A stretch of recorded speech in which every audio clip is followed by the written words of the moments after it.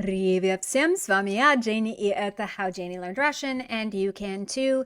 We are doing the yuckiest part of all of these chapters that we do on cases. This is the part where we drill, we do the fill in the blanks, we really look at a sentence, decide does it need nominative case, does it need genitive case, a prepositional, or accusative, the four cases we've learned so far.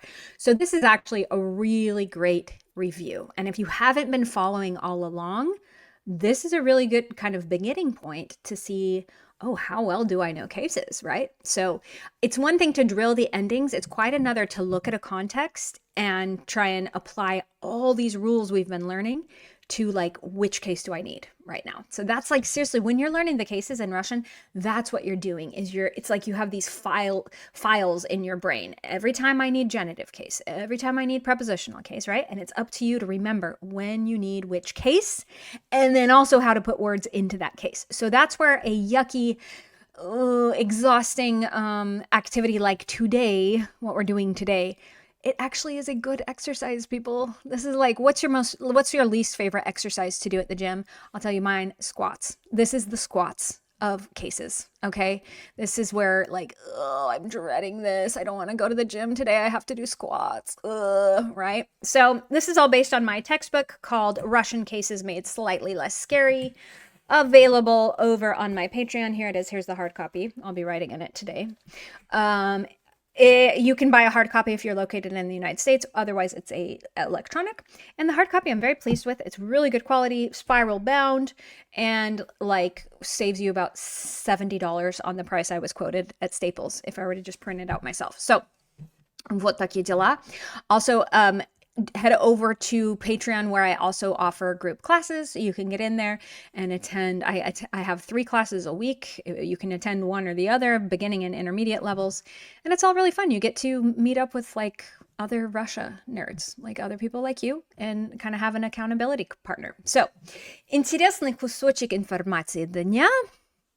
Кого надо знать в русской истории, в русской литературе, в русской культуре. This person is near and dear to my heart. I've like studied a lot about her. Back in the old days when I had a blog, I did several posts on her. I find her extremely fascinating. So, for all of you feminists, I don't know if I consider myself a feminist. I'm probably not progressive enough to be considered like a feminist among young girls today. But she was one of the first feminists, and a lot of the women in the United States were extremely inspired by her. And she was I'll tell you here in just a minute. So remember the Communist Revolution was supposed to, according to Karl Marx in the Communist Manifesto, marriage is a bourgeois system, right? Because it is the man essentially keeping the woman as his property. So she's essentially his slave, right? And so according to, communism, there should be no superiors and inferiors, like everybody should be equal. So it was supposed to be, it never quite panned out that way, but it was supposed to be that like all of the things in the kitchen, child rearing was going to be institutionalized. It was going to be taken over by the government, and women wouldn't have to be chained to the hearth anymore. So I actually have this propaganda poster framed in my kitchen. Долой кухонное рабство, which means down with kitchen slavery. Although I love kitchen slavery, actually. I love cooking, so I don't feel like a rab. But anyway, so Alexandra Kollontai comes around at the time of the Communist Revolution, and she's a really hardcore feminist, really fighting for equal rights. She's in, the circle with Lenin and Trotsky and all of them, and very influential. And now what's interesting about her is before I get into that, she was trying to claim, and this was almost even too progressive for Lenin and too progressive for the communists. She was trying to claim that there should be 100% freedom in the relationship. So meaning the woman does not belong to the man, but flip side of this, ladies, the man does not belong to you either. So he can go гулять налево, he can go go do whatever he needs to do, and you got to keep your mouth shut. If you also want freedom, you have to give him freedom. Вот. And she had a famous theory called the стакан воды theory, the glass of water, saying Sex should just be a bodily function with no more importance attached to it than drinking a glass of water. Of course, people kind of freaked out over that and like, whoa, whoa, whoa, whoa, whoa. So she was almost too out there for some Soviets, right? Now, interestingly, Alexandra Kollontai, she was the first, okay, let me see how to say this. Let me see if I, like, so she was the first member of cabinet, like ministerstva, like a first female woman in a government position like this, like a member of cabinet. Also, she was the first female diplomat, ambassador. Okay, so again, for feminists, she was a bigger freaking deal than Betty Friedan. She was a bigger deal than Gloria Steinem, than Simone de Beauvoir. Like, she is the feminist of all feminists. Okay, so very fascinating for anybody who is even remotely interested in feminism, in this movement. You've got to know who Alexandra Kollontai is. Вот такие дела. And I will post over, by the way, I'll post over on my Patreon the blog post I wrote about her back in the day, because she was very, very fascinating. I was very fascinated with her. Вот. Okay. So today what we're doing is we're going to look at some example sentences, and we're going to identify whether the underlined phrase is in which of the 4 cases that we've learned so far: nominative, prepositional, accusative, or genitive. So let's take a minute to just review. When do we need nominative? When do we need prepositional? When do we need accusative, etc.? Nominative, when we're saying this is, okay? Nominative, when we're saying I have this. The thing you have is nominative. Nominative, when we say I like this, because remember, literally you're saying this is pleasing to me. Therefore, it's the subject of the sentence. It's the thing doing the verb. Again, nominative is just this is this, right? Nothing's being done to it. There's no preposition. That's it. That's when we get nominative. Prepositional case is when we are trying to say in, on, at, or about. Вот такие дела. Okay? Accusative case is when we're doing something to it, the direct object. Also, days of the week, в среду, в субботу, etc. And then when you have a destination, we are going to Russia, to the library, etc. And then genitive, hopefully this is still a little fresh in your mind. Numbers 2, 3, 4, actually all numbers except 1 get genitive case. The person that has something after the word o, after ot, after is, we get genitive. When we want to express of, remember there's no word for of in Russian. Apostrophe s, who does it belong to, gets genitive case. And then also big one here, when you don't have something. When you don't have something, the absence of something gets genitive case. Вот. Hopefully I covered it all. Let's see here. Okay, хорошо. So underlined phrase is in what case? Я люблю гулять в лесу. For those of you who are just listening, I'll say it louder, the thing that's underlined. Я люблю гулять в лесу. В лесу. Okay, so в лесу is in what case? This one's super tricky. This is kind of cruel to come out of the gate like this. This one is irregular prepositional. Remember, this is one of those irregular u endings in prepositional. Normally we get ye and i, but this one is one of the irregular u. Okay, дальше. У меня 2 сестры. 2 сестры. So, underlined is сестры. And we have the number 2. So there we go. Number that's not 1, bam, genitive case. That's all we care about, right? Number that's not 1, bam, genitive case. Вот, дальше.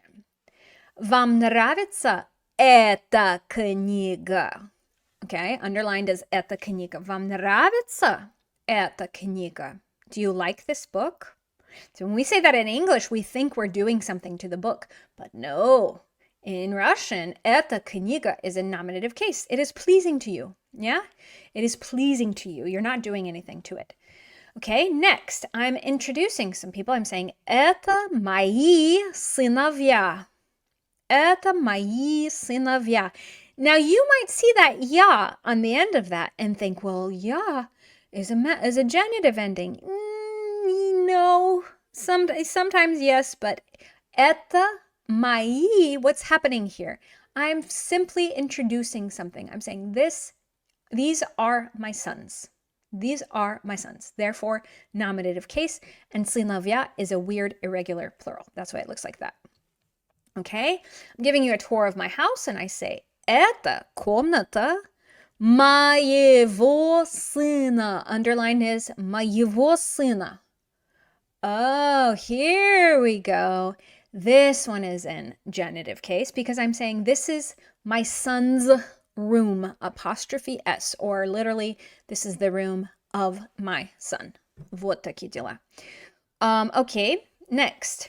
Я люблю моего сына. Я люблю моего сына. Well, so what case is моего сына? Doesn't люблю get accusative case? I would accept accusative case if you said this was an accusative case because it is, but it is disguised as genitive because it's a masculine animate. Okay? Дальше. Я люблю мою семью. What case is happening here? This one is good old-fashioned accusative because it's a feminine singular. It's a feminine singular. So it just looks like what we've learned about accusative. Like, right? Good old-fashioned accusative. Вот, следующее. Беларусь на западе. На западе от России. Okay, so the underlined word is западе. На западе от России. What case is happening there? Na, it's in the west, or it's west, in the west of, from Russia. Yeah, this doesn't work to translate it into English, but it is in prepositional case. На западе от России. Вот, next one, I have that same sentence again, Беларусь на западе от России, but this time I have России underlined. What case is that one? От России. Hopefully you remembered, it wasn't too long ago. Genitive. От, always gets genitive case. Вот. Okay. So now we're going to switch over to our учебник. And you can follow along, even if you don't have the учебник. You can still kind of watch me fill this out, watch my horrible handwriting, which I ask for forgiveness for right off the bat. Here we go. Okay, so what we're doing here is we need to first look at the sentence and think, okay, what's happening here? And then we need to figure out what case we need. And then we need to put the word in, the phrase in parentheses into that case, taking into account all the different endings. Okay, хорошо, поехали. Вот, номер один. So what we're trying to say here is, in my city, there is not a Russian store. So there is no Russian store in my city. Yeah? So, in parentheses is мой город. We want to say in my city. Let's see. How do we do that? В моем городе нет. There is none of a Russian store. There is none of a Russian store. So this needs to go нет русского магазина. Нет русского магазина. You don't have it. The thing you don't have gets genitive case. Дальше. У меня, so we're trying to say here, I have 2 brothers and 2 sisters. And now notice here, I didn't lay out the words 2 for you in Russian because that would give it away. Because remember, the number 2 gets genders as well. So let's see if you remember. У меня 2 брата и 2 сестры. Not сестры. 2 сестры. 2 сестры. У меня 2 сестры. Так, номер 3. You're wanting to tell somebody, you have such a beautiful family. Yeah? You have such a beautiful family. You have it. You have a beautiful family. So they do in fact have that. How would we change такая красивая семья? You have a beautiful family.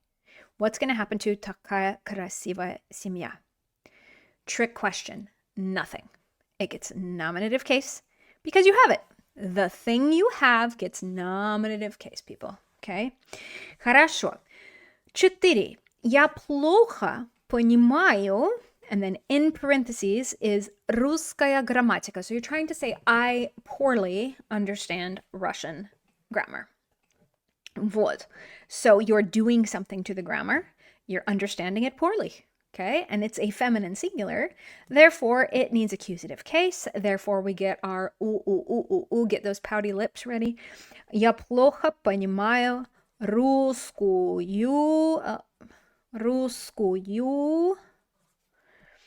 грамматику. Вот так. Я плохо понимаю русскую грамматику. Okay, номер 5. So there's apparently somebody left their мобильник in the classroom. And you want to say, oh, that's our teacher's. That's our teacher's мобильник. That's our teacher's cell phone, right? Make sure you take a couple of like prank pictures on it real fast and then go return it to the teacher. So that is the cell phone, мобильник. And then in parentheses, we have of our teacher. Of our teacher. So how do we do that? Это мобильник. How do we say of in Russian? Ha ha ha. Did you fall into my trap? There's no word for of. We just go straight into genitive case. Это мобильник нашего учителя. Вот так. Это мобильник нашего учителя. Next one. Как зовут? And then in parentheses is the phrase «Это красивая девушка». So you want to say, what's that pretty girl's name, right? But let's remember here that when you зовут is actually you're doing something to that pretty girl. That sounds bad, but you're doing something to her, okay? You're calling her. What do I call you? What's your name, right? So therefore, she's a feminine singular. You're doing something to her. It's going to get accusative case. Вот так. Как зовут эту красивую девушку? Вот так. Как зовут эту красивую девушку? Дальше. Okay. You want to say, I don't know that handsome athlete. Okay. In parentheses, we have этот красивый спортсмен. Этот красивый спортсмен. And you're doing something to him. And he has a soul, right? You couldn't be an athlete if you weren't a living creature. So what needs to happen to him? He is going to get genitive case. Here we go. Я не знаю этого красивого спортсмена. Я не знаю, к сожалению. Я не знаю этого красивого спортсмена. Да? Номер 8.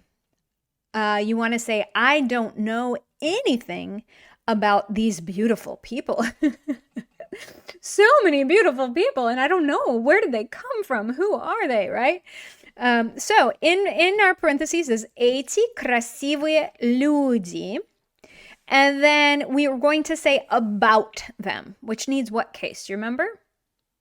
Okay, so it's going to need prepositional case. And you are going to need to put in those ich, ach endings. Are you ready? Я ничего не знаю об этих красивых людях. Вот так. Этих красивых людях. Okay, next one. We want to be able to say his hometown is south of Finland. So he's probably in Russia, but not far from Finland, right? So his hometown. What needs to happen to родной город? Are we saying in his родной город? Nope. Nothing's being done to it. We're just saying it is, right? So therefore, no change. Nominative case. In this, it's south of Finland. So na, and then in parentheses, we have juk. What needs to happen to juk? It needs to go to na юге. And then south from Finland, like it's not in Finland, it's away from it. So we have ot, and then in parentheses is Finlandia. So we're gonna go ot Finlandii. Вот так. Okay, so this next one is tricky. I just want to point out Ameriki is not going to change because we're saying of America. США is kind of a fixed phrase. So Ameriki is already taken, what's the word? It's taken care of, okay? So в Соединенных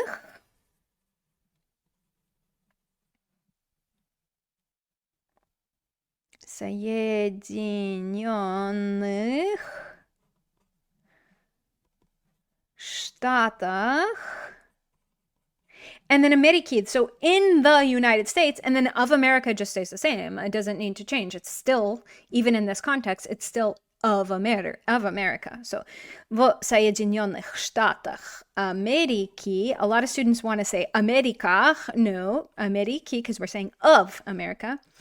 Нет, we don't have, and this is what Russians, you'll hear this on Russian media sometimes, there is no настоящая свобода, true freedom, real freedom. Да, maybe you agree with me. Вот, нет, so настоящей,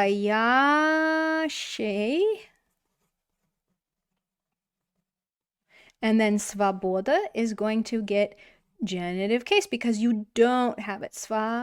Свободы. Нет настоящей свободы. Вот.